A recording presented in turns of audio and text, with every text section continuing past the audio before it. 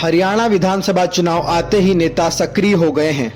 इधर बीजेपी ने भी प्रत्याशियों की सूची जारी कर दी है, जिसके बाद से लगातार नेताओं की नौटंकियां जारी है। टिकट न मिलने से नाराज नेताओं की कतार लगी हुई है। कई नेताओं ने सोशल मीडिया पर इस्तीफा तक दे दिया। ये इस्तीफा नहीं है, इशारा है कि हमारा भी ध्यान रखा जाए। अगर बात बन गई तो इस्तीफा वापस लेने में नेताजी जरा भी संकोच नहीं करेंगे। कुल मिलाकर राजनीति का खेल शुरू हो चुका है। हरियाणा के इस राजनीतिक रण में बड़े बड़े दिग्गज हैं, जिसमें एक नाम देश की चौथी सबसे अमीर महिला सावित्री जिंदल का भी शामिल है और बीजेपी ने इन्हें भी टिकट नहीं दिया, जिसके बाद सावित्री ने बीजेपी के सामने दो दो हाथ करने का मन बना लिया है।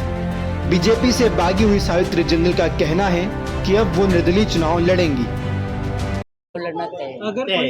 अगर कोई पार्टी आपको ऑफर देती है चुनाव लड़ने, मैं चुनाव सिर्फ और सिर्फ सेवा करने के लिए लड़ना चाहती हूँ।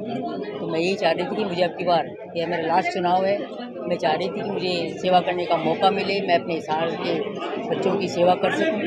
तो यहाँ से मौका नहीं मिला तो मैं सेवा करना चाहती हूँ। जैसे मुझे मौका मिलेगा मैं जरूर सेवा करूँगी। अगर किसी पार्टी की आपको एक तरह से टिकट चाहती है या निर्दलीय के रूप में चुनाव लड़ेंगे? तो जिस तरह से भी संभव होगा, मुझे नहीं मालूम, तो चुनाव जरूर लड़ूंगी। सावित्री जिंदल अगर हिसार विधानसभा से चुनाव लड़ती हैं तो बीजेपी की मुश्किलें बढ़ सकती हैं, जिसकी मुख्य वजह है कि जिंदल परिवार का हिसार में काफी दबदबा है। जिंदल परिवार ने हिसार में राजनीति के साथ साथ सेवा के काम भी किए हैं। स्कूल, अस्पताल और स्थानीय लोगों को जिंदल इंडस्ट्रीज में नौकरी देने से जिंदल परिवार वहां काफी लोकप्रिय भूमिका में है।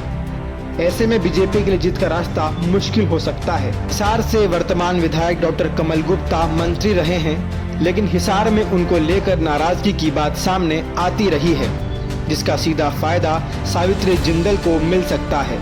अब देखना ये होगा कि बीजेपी से भागी हुई सावित्री को बीजेपी कोई लुभावना खिलौना देकर मना लेती है या सावित्री की बगावत जारी रहेगी। आगे की खबरों के लिए जुड़े रहें।